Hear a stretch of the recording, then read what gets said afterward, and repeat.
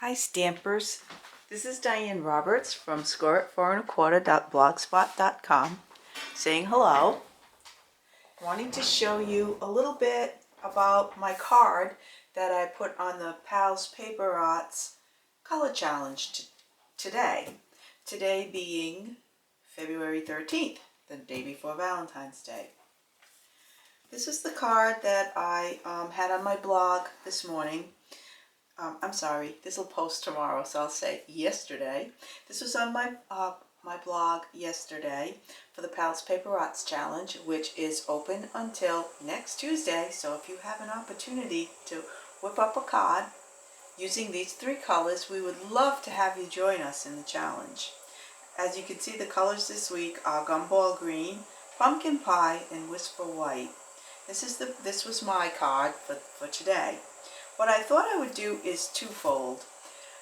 I'm still a relatively new stamper, and I'm always trying to learn. When I began to learn, I had a very difficult time learning about stamps, the different kinds of stamps, inks, the different kinds of inks, paper, designer paper or patterned paper, and just actually how to stamp. And going to the big box stores and the craft stores was difficult. Until I found a Stampin' Up! Demonstrator who could help me, I was lost. I really was lost. So like I said, I'm new to stamping as well as new to blogging and new to making these types of videos, new to YouTube. So what I'd like to do is show you a little bit about the difference between wood stamps and clear mount stamps, and also show you how I got this watercolor technique from a stamp set that Stampin' Up! Has in the new catalog. So let me begin by talking a little bit about stamps.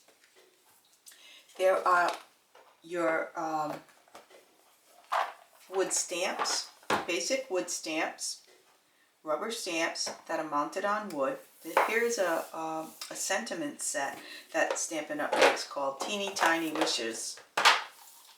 And these stamps are mounted on wood. When you receive your stamps, you get a rubber stamp with a little sticky back. You pull the sticky back off and you get to mount these yourself, which I like, because if you buy stamps that are already mounted in the stores, sometimes you have to take them apart and put them back on because sometimes they're not mounted evenly or straight. I mean, I have a difficult enough time trying to stamp straight, so I really appreciate it when you have the opportunity to get your stamps mounted straight.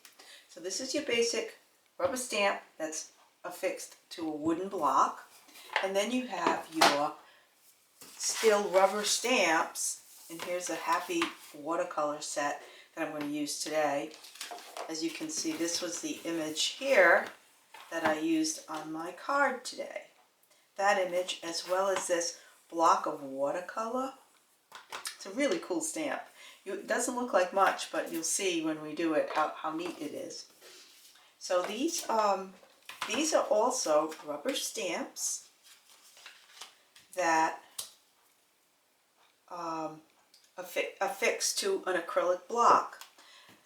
This is an acrylic block that many companies, including Stampin' Up, puts out there for these types of stamps. And this has it's not sticky, but it's the type of backing that sticks to acrylic. So as you see, if you put it on there and hold, your stamp just sticks to the block, and it can be pulled off for storage. I prefer the clear mount stamps because I can see where I'm stamping a little bit better than I can with the wood. This is how the stamps come with the label for the stamp. The image can be placed on the back here, and this particular material is also it also adheres to acrylic. But lately, not only do I save time by not mounting the pictures of this image on the back, they stick even better. So I've been saving time, but I think I will eventually get my, I will mount these. I can actually make another video that'll show you how to mount your images or how to mount your labels onto your stamp. But what we will do, so that's basically it. This is the clear mount stamps or the wooden, like I showed you, the wooden block stamps. So what I'm going to do is show you how I did this particular image for my card today. I already mentioned that the inks used were Gumball Green. Is a classic stamping pad by Stampin' Up called Gumball Green, and Pumpkin Pie. Here's our Pumpkin Pie stamp pad. Two great colors. And here's a piece of white cardstock that, as you can see, is the same size as the final piece that I put on the top layer of this particular greeting card. I mounted two other pieces of Pumpkin Pie and Gumball Green with white in between, just for some interest and to carry the color theme through. I like to make the top fold cards. So let me show you how I put that image together. You can see it. It's basically simple, but there's a bit of a technique that I used here. Instead of just stamping the image and stamping the ink right onto the cardstock, I stamped off first. Stamping off is basically exactly what it sounds like. You ink up your stamp, and then on a piece of scrap, you stamp off, and then you stamp onto your card. So you get a more subdued type of inking. Then I'm going to very quickly, should have had this ready. Oh, I did have it ready. With a baby wipe, I'm going to very quickly wipe off my Pumpkin Pie color and then go into my Gumball Green, stamp off, and do an image of the Gumball Green right on top of the Pumpkin Pie.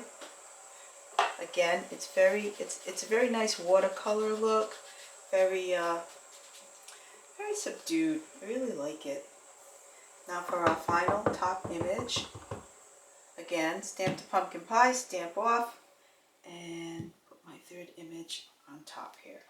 So we have three faint images of watercolor marks. The next piece is to stamp that floral image. I'm going to do that in a basic black. So I took the Claremont stamp and I just affixed it to this acrylic block. Stampin' Up's blocks are really neat because they have edges for your fingers. They come in different sizes, and you can also purchase these films that have a grid on them. You can either use them plain like I did for this, but sometimes you want a grid, especially when I'm doing words. I usually like to use the grids. So anyway, I'm going to ink this up in black. I'm not going to stamp off this black image.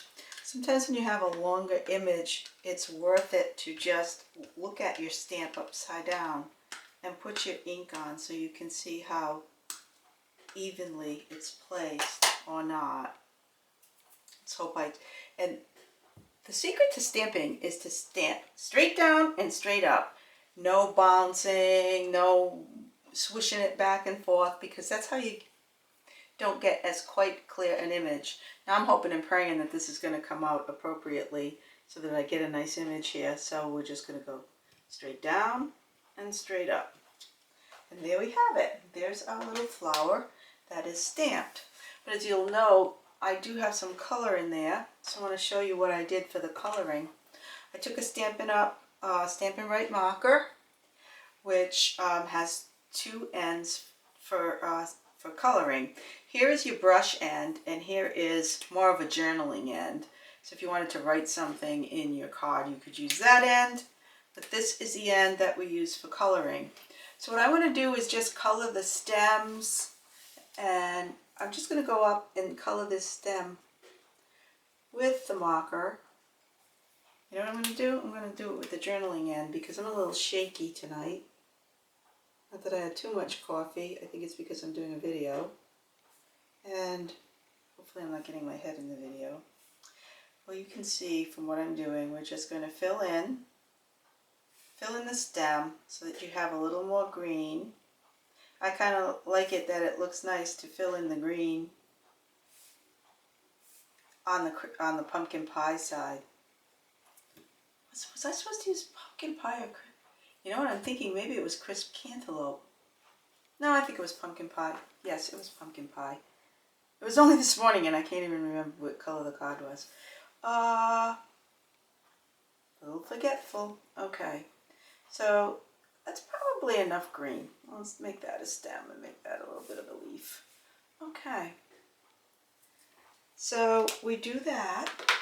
Now, I don't happen to have a pumpkin pie marker to color the flowers, and that always happens because you don't have every product. Wouldn't it be wonderful to have every single product that's in the Stampin' Up! Catalog? Yes, it would be.